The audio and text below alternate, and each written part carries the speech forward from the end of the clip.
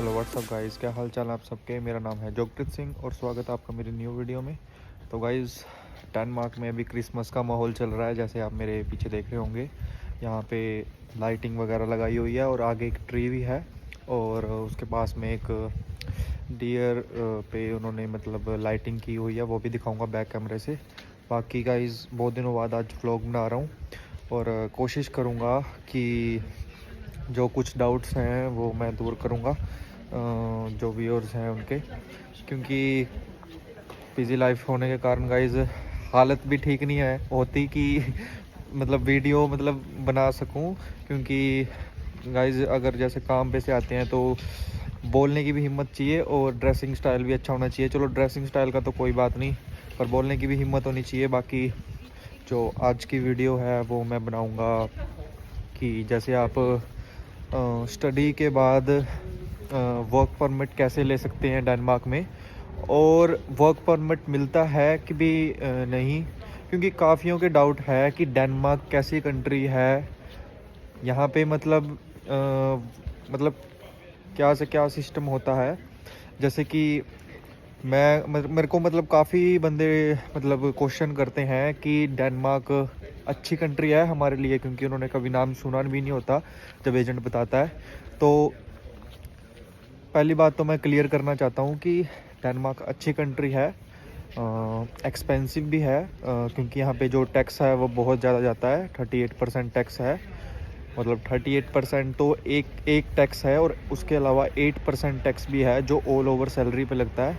और 38% टैक्स जिस सैलरी पे लगता है वो मतलब अकॉर्डिंग, जैसे कि मेरी 10,000 सैलरी है और जो मेरे को यहाँ की गवर्नमेंट ने या जो स्टूडेंट्स को छूट दे रखी है, जो सैलरी में से डिडक्शन है 38% की, वो होगी जैसे कि 5,000 पे। तो 5,000 पे 8% सॉरी 10,000 पे 8% लगेगा, मतलब सारी सैलरी पे 8% तो लगना ही है। ओके, और उसमें से फिर 5,000 माइनस करके जो 5,000 पीछे बचेगा उस पर वो लगाएंगे 38% भी। तो ऐसे मतलब एक्सपेंसिव है डेनमार्क तो इस चीज़ में। बाकी जैसे कि आप जो कमाओगे उसका लगभग 42%, तो आप 42 से ज़्यादा ही मतलब आप टैक्स दे दोगे। तो हिसाब लगा लो 50-50 दिमाग में कि अगर 20,000 करोड़ कमाओगे तो 10,000 बचा पाओगे। वो इंडिया के 1,20,000 अप्रोक्स बनते हैं, आप कैलकुलेट करके देख लेना। बाकी गाइज, बैक कैमरा करने का तो टाइम मिला नहीं, बट आप मेरे पीछे देख सकते हैं वो ट्री और जो हिरन पीछे बना हुआ है। बाकी मैं कोशिश कर रहा हूँ इस वीडियो में ताकि एक ही क्लिप में मैं सारे डाउट दूर कर सकूँ। और मेरे पास मेरे शूज़ भी हैं मैंने यहाँ से शूज़ लिए थे अभी जब मैं काम पे आ रहा था फटाफट, क्योंकि आप ये हिसाब लगा लो कि मैं कितना बिज़ी होऊंगा कि मेरे को टाइम भी नहीं है कि मैं अपने लिए क्लोथिंग या फिर शूज़ हैं जो वो जाके ख़रीद लूँ, क्योंकि सोना भी होता है गाइस, फिर बहुत चीज़ें अरेंज करनी होती है, तो आप समझ लो। तो बाकी गाइस, मैं फिर आपको बता रहा हूँ कि डेनमार्क अगर आप आते हैं, अगर आपका कोई नोन नहीं है तो आप सबसे पहले अकोमोडेशन ढूंढ लें फेसबुक के पेज से। ठीक है, जो ये वीडियो का टाइटल होगा वो मैं वर्क परमिट पे रखूँगा और एक लिख दूँगा कि अगर आप न्यू टू डेनमार्क में हैं तो क्या क्या चीज़ें आपको करनी है। तो मैं यही मतलब उसका टाइटल रखूँगा, न्यू टू डेनमार्क में आप कैसे सर्वाइव कर सकते हैं। तो आपके लिए कुछ चीज़ें मतलब अच्छी भी हैं और कुछ मतलब डीमेरिट भी हैं, मतलब डेनमार्क में आने के लिए, न्यू टू डेनमार्क में। जैसे कि आप अगर अकोमोडेशन ढूंढते हैं तो सबसे पहले तो आप अगर यहाँ पे न्यू कमर हैं तो आप अकोमोडेशन पहले से मतलब सर्च करना शुरू कर दें जब आपको लग रहा है कि आपके पास टाइम कम है, क्योंकि जितना जल्दी हो सके उतना जल्दी अकोमोडेशन डन कर दें। और बाकी गाइस, पैसे किसी को अगर आप एडवांस में देते हो तो उससे बिल वगैरह बनवा के लेना, क्योंकि ऐसे ही अकाउंट ट्रांसफ़र मत करना, क्योंकि वो चीज़ जो है वो गलत है। अगर वो बंदा मुकर जाता है कि मेरे पास तो पैसे ही नहीं आए और आपने पैसे सेंड कर दिए, तो फ्रॉड भी हो सकता है। तो गाइज़, अकोमोडेशन का बहुत इशू है यहाँ पे। एक चीज़ और भी क्लियर करने चाहता हूँ, आप अकोमोडेशन फेसबुक के ज़रिए भी ढूंढ सकते हैं, और एक फाइंड बॉलिंग करके एक वेबसाइट है, अगर आप उस पर सर्च करोगे गूगल पे कि how to find accommodation in Denmark, तो आप आपको वो 2-3 वेबसाइट्स दिखाएगा, तो आप उसकी मेंबरशिप ले लेना। फर्स्ट मेंबरशिप मेरे ख्याल से 9 करोड़ की है, जो कि लगभग इंडिया के 100-120 रुपये हैं। पहली सब्सक्रिप्शन लेके आप घर ढूंढ के उसको सब्सक्रिप्शन को कैंसिल कर देना, नहीं तो अगली सब्सक्रिप्शन आपकी 2000 रुपये कट करेंगे इंडिया के। तो वो चीज़ मैं आपको बताना चाहता हूँ पहले ही। तो आप उस पे से बहुत हेल्प मिलेगी, आपको अकोमोडेशन मिल जाएगी, लगभग मिल जाती है बच्चों को, तो आप घबराओ मत, उस पे से आप अकोमोडेशन ले सकते हो। और दूसरी चीज़ फिर आती है जॉब की, ठीक है। जो जॉब है गाइज़ वो तो आपको यहाँ पे आके ही पता लग जाएगा। जॉब्स आपको मिल जाएंगी, इतना इशू नहीं है, बट एक जैसे नया नया बंदा आता है तो उसको थोड़ा इशू रहता है कि नहीं मिलती, जिसकी जानकारी नहीं होती उसको ज़्यादा प्रॉब्लम्स आती हैं। तो आप उसकी टेंशन मत ले। मैंने आपको शायद पहले भी वीडियो में बताया है कि ह्यूमनाइज़र एक करके ऐप वेबसाइट है, उस पर अप्लाई कर दें। स्टूडेंट को प्लस फुल टाइमर्स को काम मिल जाता है। फुल टाइमर को तो आराम से काम मिल जाता है, जो स्पाउस केस आ रहे हैं उनको कोई दिक्कत नहीं आएगी, ठीक है गाइज़। तो बाकी रही बात अब डेनमार्क की, कि डेनमार्क अच्छा है कि नहीं। देखो मेरे को ये नहीं पता कि डेनमार्क अच्छा है कि नहीं। देखो, जो बंदा इंडिया में थक गया है जगह जगह की फाइल्स लगाने के लिए, अगर उसके पास कोई ऑप्शन नहीं है, तो डेनमार्क इतना भी बुरा नहीं है। टैक्स के मामले में मैं कह सकता हूँ कि डेनमार्क में ज़्यादा टैक्स देना पड़ता है, जो कि डीमेरिट है यहाँ पे आने के लिए। देखो, किसी की लाइफ का ऑप्शन मैं सजेस्ट नहीं करूँगा कि आप क्या करें क्या नहीं, वो आपको सोचना है। इसलिए मैंने आपको सारी चीज़ें पहले क्लैरिफाई करी हैं कि ये चीज़ें यहाँ पे होती हैं मोटी मोटी सी, तो आपको उनको सोच के अपने ऊपर लेके सोचना है कि आप सरवाइव कर पाओगे कि नहीं। थोड़ी फंडिंग आपको रखनी पड़ेगी अकाउंट में, कम से कम जब आप यहाँ पे पहुँच जाएंगे तब आपको रखनी पड़ेगी कम से कम। जैसे अगर आप स्पाउस केस आ रहे हैं तो 4-5 लाख पीछे लेके चलिए। कुछ भी हो सकता है गाइस। देखो, मैं ये नहीं कहता कि आपको नेगेटिव सोचना है। देखो, हेड भी होता है कॉइन का और टेल भी होता है। अगर आप सोच के चलोगे तो अच्छा रहेगा, क्योंकि आप पॉजिटिव हर बार पॉजिटिव नहीं होता। तो इस चीज़ मैं नेगेटिविटी नहीं कर रहा हूँ वीडियो में, मैं फिर बोल रहा हूँ।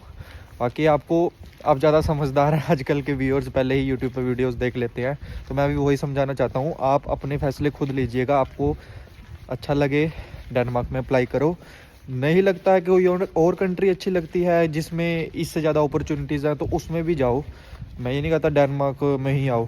बाकी ये वीडियो मैं इसी के ऊपर बनाना चाहता था, बोल के ही, क्योंकि मेरे पास आज तो कोई व्यू नहीं है जो दिखाऊं मैं वीडियो में।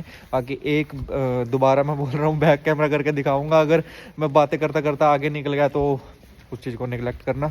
बाकी आज की वीडियो यहीं तक की थी। बाकी जो एक्सपेंसेस हैं वो भी मैं लास्ट में बता देता हूँ।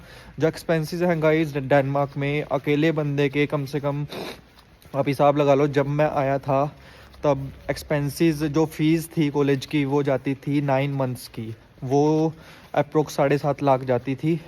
और जो 25,000 क्रोनर होते थे वो कम से कम 8 महीने बाद भरने होते थे। मैंने अगस्त में भरने थे, बट उन्होंने एक्सटेंशन डाल दिया तो नवंबर में भरे हैं। बाकी अब उन्होंने वो फ़ीस बढ़ा दी है। वो फ़ीस बढ़ाई नहीं, मतलब जो 25,000 मैंने आके भरे हैं 8 मंथ्स बाद, वो उन्होंने पहले ही लेने शुरू कर दिए। तो अब वो पूरे मतलब 10.5 लाख रुपए ले लेते हैं अप्रोक्स इंडिया के। और जो स्पाउजल केस हैं तो उनका थोड़ा लिविंग कॉस्ट ज़्यादा आती है, तो स्पाउजल का भी आप हिसाब लगा लेना।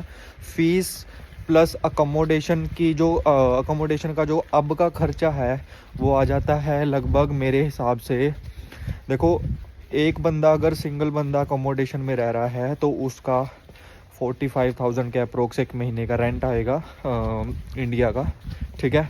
ज़्यादा भी हो सकता है, कम भी हो सकता है, तो आप अंदाज़ा लगा लेना। 45 मैं लेके चल रहा हूँ, ठीक है। 5-10 हज़ार ऊपर नीचे हो सकता है, तो आप उससे अंदाज़ा लगा लेना, ठीक है।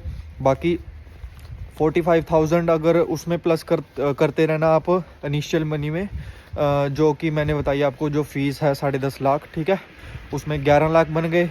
और फ़्लाइट का देख लो और अपने साथ लाने के पैसे देख लो, तो मेरे हिसाब से कम 15-16 लाख वही आपके पास होने चाहिए एक बंदे के पास। अगर आप 2 बंदे अप्लाई कर रहे हैं तो आप अपना बजट लेके चलिए, क्योंकि जो 2 बंदों की अकोमोडेशन होएगी, मतलब जो रेंट होगा एक महीने का, वो कम से कम आप हिसाब लगा लो 70 से 75 हज़ार रुपये रेंट होगा एक महीने का। तो आपको आके मतलब वहाँ से या आकर अगर आपका कोई नोन है तो आके रेंट दे सकते हो। तो 2 महीने का रेंट देना पड़ता है, कईयों पे तो 3 महीने का भी रेंट देना पड़ता है। वो सिक्योरिटी लेते हैं जो बाद में रिफंडेबल होती है या फिर रेंट में एडजस्ट कर लेते हैं जब आप घर छोड़ते हो। तो आप ये चीज़ों के साथ आपको सर्वाइव करना है।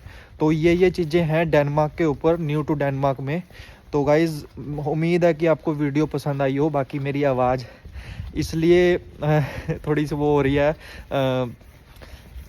दबी सी आ रही है, और क्योंकि गाइस यहाँ पे बहुत ज़्यादा ठंड है, बोलना भी पॉसिबल नहीं हो रहा अभी। मेरा हाथ भी पूरा जम गया है तो मेरी आवाज़ थोड़ी कांप रही है, इसलिए तो इसी को नेगलेक्ट करना। बाकी मेरा हाथ पूरा चिल्ड हो चुका है। पूरे 11 मिनट की वीडियो बनने वाली है। सोचो कि यहाँ पे अभी बर्फ़ पड़ी थी पीछे, मैंने वीडियो नहीं बनाई क्योंकि मेरे पास गाइस टाइम ही नहीं था। अगर मेरे को यूट्यूब का चक्कर होता तो मैं वीडियोस पे वीडियोस डालता रहता। हालांकि रोज़ नए व्यूअर्स आ रहे हैं, नए कमेंट भी आ रहे हैं, मैं देखता हूँ गाइस। इतना टाइम भी नहीं लग रहा कि मैं उनको बैक कमेंट कर दूँ, क्योंकि गाइस एक बंदे के ऊपर कम से कम आधा घंटा या 45 मिनट उनको फिर समझाना पड़ता है सारी चीज़ें। मेरी ऐसी इंटेंशन नहीं कि हाय हेलो मैसेज करो और फिर छोड़ दो। एक बार बंदे को समझाना पड़ता है, क्योंकि मैं ये वीडियो बनाना चाहता था डेनमार्क के ऊपर। तो ये वीडियो गाइज आप प्लीज़ देखना, आपको पता लग जाएगा, क्योंकि सबको समझाना इम्पॉसिबल थिंग हो जाती है कभी कभी सारी चीज़ों को देखते हुए। तो गाइज़ आज की वीडियो यहीं तक की थी। अपना ख्याल रखना गाइज़। मैं स्टेशन के पास पहुंच चुका हूं। तो गाइज़ अभी आवाज़ भी बहुत ज़्यादा कांपने लग गई है तो नाक भी अब जुकाम होने का लग रहा है मेरे को पूरा। तो मैं कैप ले लेता हूँ, और थोड़ी बारिश भी पड़ रही है। बाकी मैं एक व्यू बैक यहाँ का स्टेशन का लेता हूँ और वीडियो यहीं पे क्लोज़ करता हूँ। मिलता रहूँगा आपको न्यू वीडियोस में। तब तक के लिए बाय, अपना ध्यान रखना। Have a nice day. It's beginning to look a lot like Christmas everywhere you go. Take a look in the 5 and 10, glistening once again, with candy canes and silver lanes aglow. It's beginning to look a lot like Christmas, toys in every store. But the prettiest sight to see is the holly that will be on your own.